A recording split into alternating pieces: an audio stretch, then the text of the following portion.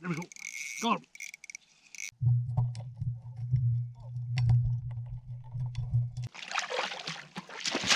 Oh.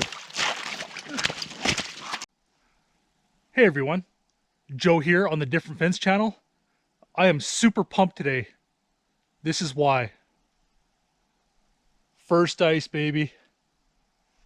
Can't wait to get out there and drill some holes. Looks sketchy, but is sketchy.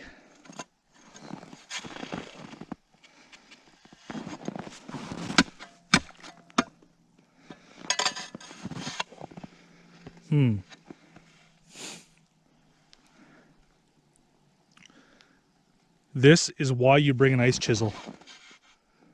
Looks like it's frozen solid, but there's water right there. But I know there's a natural spring right here. On that point up ahead, you can see there's some open water. Well, I can see it. All I'm gonna do is get around this and head over there.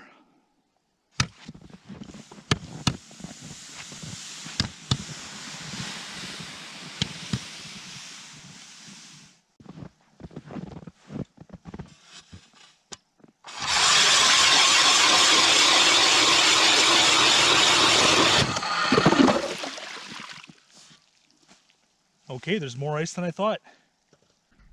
So this being my first time out, I decided to give myself a challenge.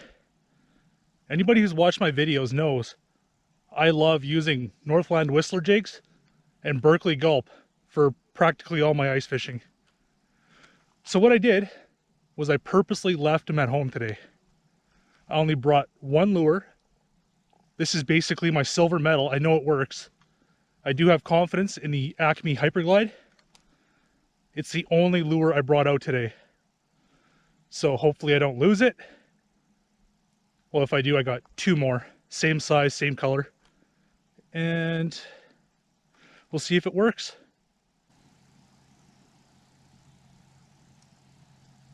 Here we go, fish.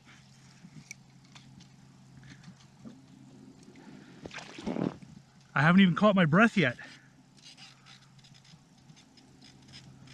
Scrappy. So scrappy.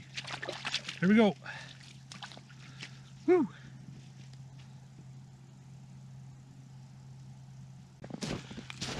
Check them out. We're on the board.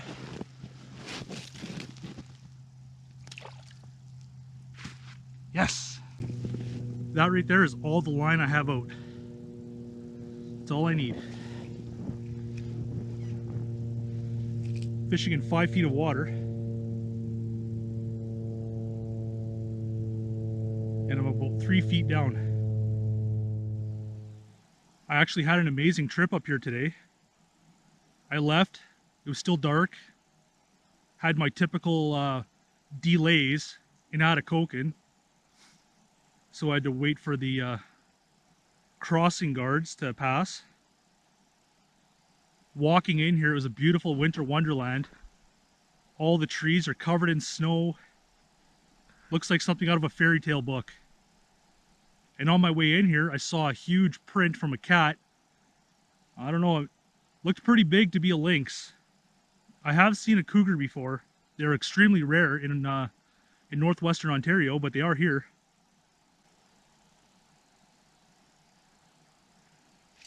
Go, fish.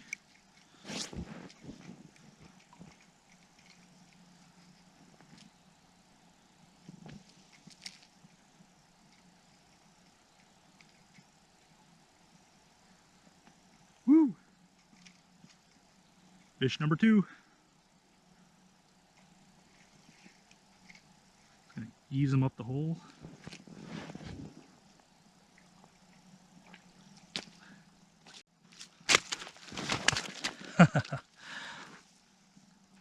There we are. Fish number 2. I'm actually gonna keep one today, and that is a good keeping size. So, unfortunate for you, little buddy. You're going in the cooler. Right on.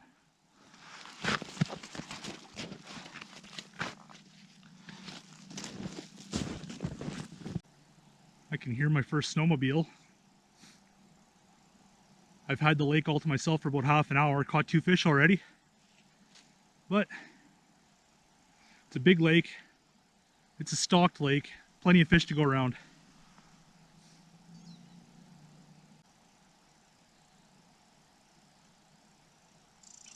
There we go. Ooh. Fish on, fish off. That would have been number 3. You gotta check this out. Check out this sundog.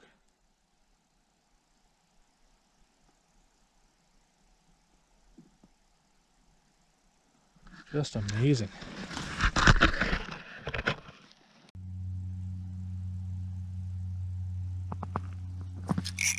Oh, I saw that hit. Whew. Gave me a heart attack.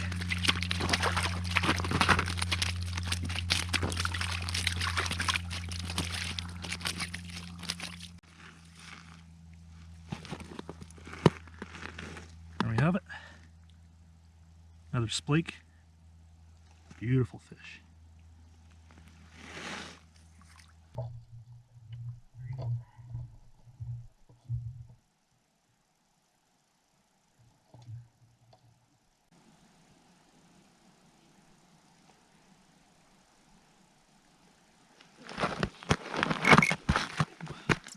Oh, as if that's when the fish hits. As I'm standing up.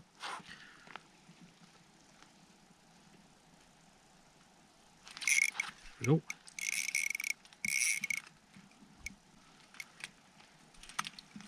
It's been a while.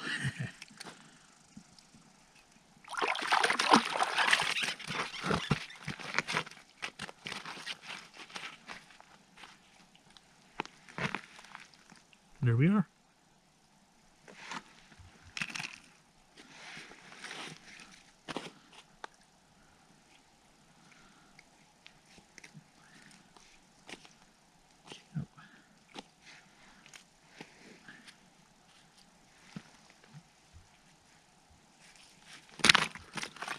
Get him back.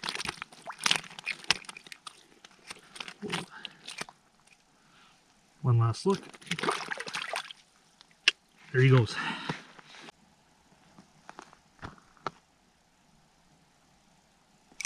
Oh.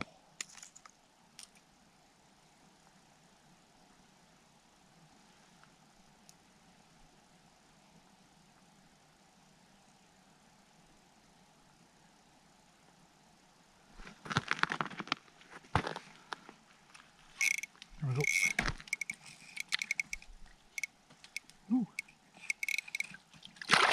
We got a spinner.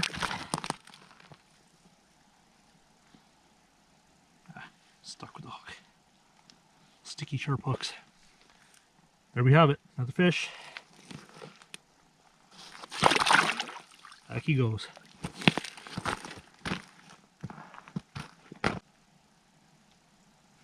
All done for the day?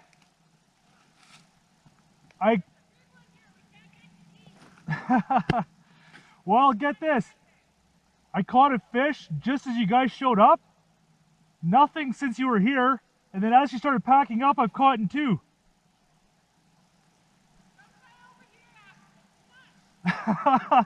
I'm getting action over here again now. Oh, that'd be nice. Well, I think I'm going to stick it out a couple more hours now. Thanks. See you later. While I was fishing just down the shoreline, a couple was fishing here, and when they were taking down their stuff to leave, they told me they saw a nice trout and come over here and try to catch it. I've seen it a couple times now, and I'm going to stick it out and see if I can get lucky. If I don't catch them, at least maybe I'll get some shots on the underwater GoPro.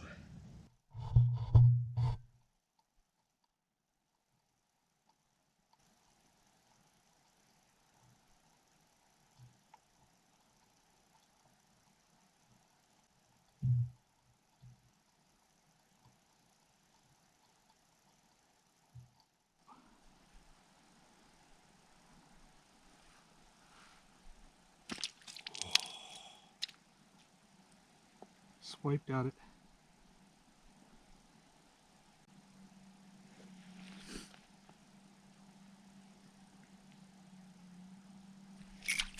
Oh my god.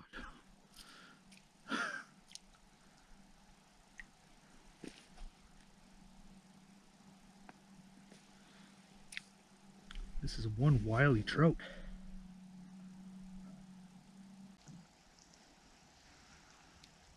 It's a bit more shallow here. They were fishing in about 3.5 feet of water.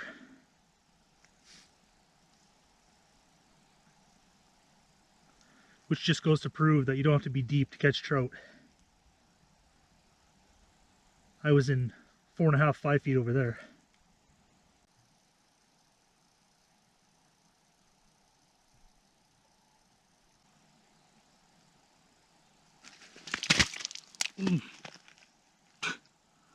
That was him. How? How did I not get a hook set? I saw the lure disappear. Man.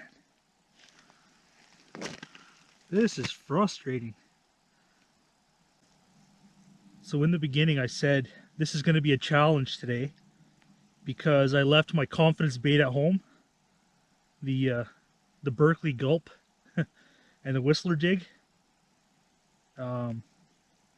This lure does work, it attracts them, but the hookup ratio is not as good. I feel like if I was using the whistler jig and the gulp, I would have had this big guy by now. Probably on the first hit. This big fish has nudged the hyperglide at least 3 times now.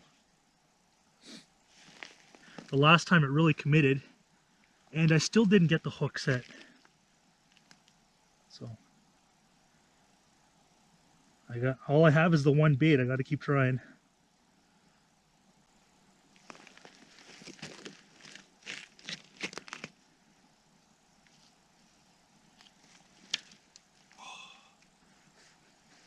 This again.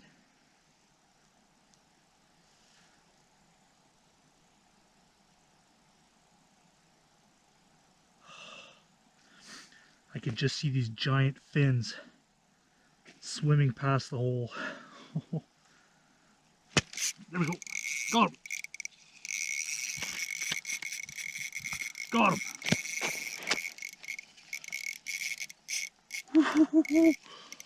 Oh, come on, don't lose it, don't lose it.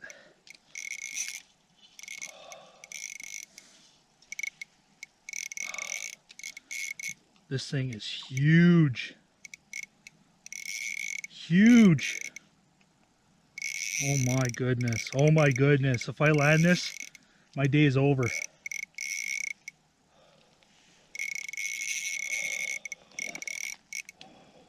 Oh boy. Oh my. Beautiful.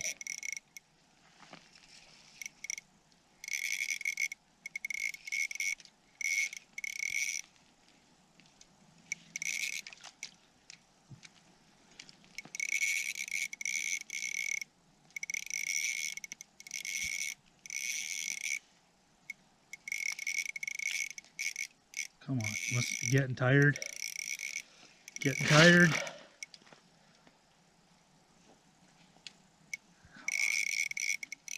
Come on, I'll treat you nice. I'll take care of you. I'll take care of you.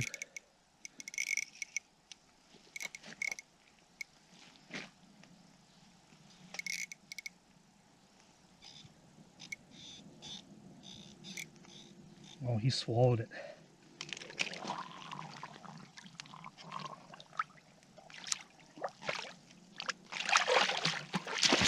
Oh.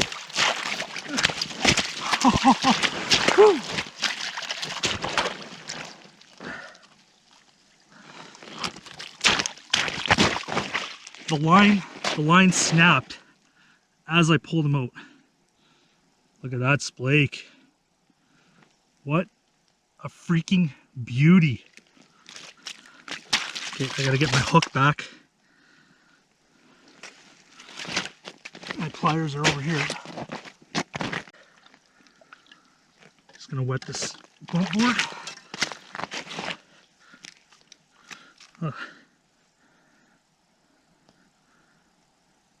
24 inches. Not my personal best. That'd be 26.5 inches.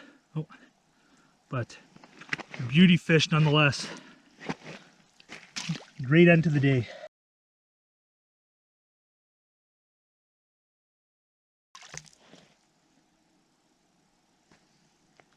Right on. Woo! Well, that will do it. Great end to the day. Caught some medium-sized fish earlier. The action was good at the beginning. And then as there was a couple here fishing, they left and they said, there's a big fish hanging out here. You should come and try to catch it. So I moved from down the shoreline to here where their tent was. And after some frustrating hits, passes, nudges, it finally committed and I caught it. Not a personal best, but a nice 2-foot splake. Great way to end the day. So now I'm going to take the one splake I kept, go home, fillet it up and cook it. Now it's time for the catch and cook portion of this video. Here's the trout I caught. I filleted it. I pulled out the pin bones. That's optional. And I'm getting ready to bake it. This is a recipe I've never tried before. I actually got it from Gord Pizer. We were chatting on social media one day. I said, I'm not a big fan of eating trout, but I'm looking for ways to cook it so that I'll enjoy it. So let's go. First thing I'm going to do, just a little bit of salt and pepper.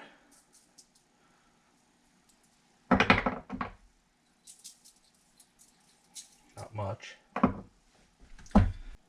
Basically, two main ingredients aside from the fish. The first, apricot jelly. What I'm going to do is brush this all over the fish, and then when it's baked in the oven, it's not wrapped, it gives it a little bit of a sticky texture.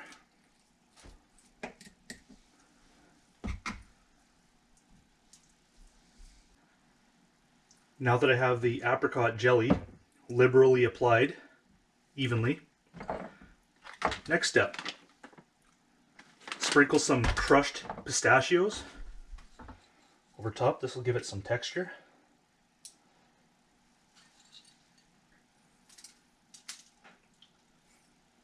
Of course, this is the first time I'm trying this.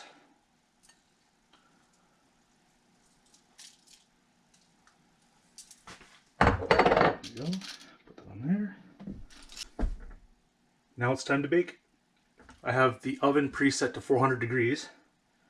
Time depends on the size of the fish. This is kind of a small, medium light fish. I'm going to start with 10 minutes, checking it every minute after that.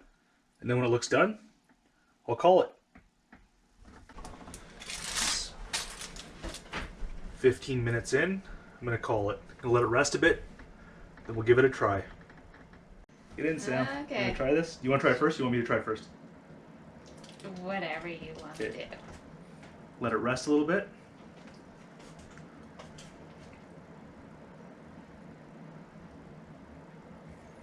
That's pretty good. Here. I can't get it on the fork. It's falling apart. That's a good sign. That's how you know it's done.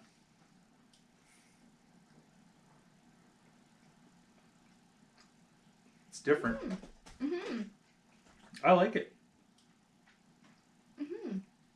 Okay, well, that settles it. I have a new recipe. See you guys next time.